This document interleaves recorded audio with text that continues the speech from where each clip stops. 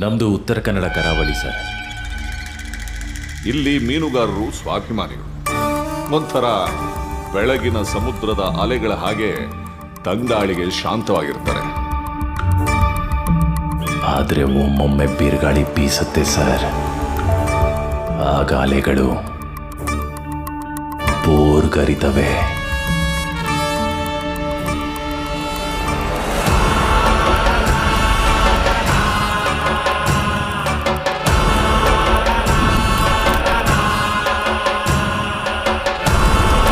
ಯಾವ್ದೋ ಊರಿಂದ ಬಂದು ನಮ್ಮ ಹೋಳಿಯ ಬಂದಿರ್ತಾನೆ ಅಂದ್ರೆ ಏನರ್ಥ?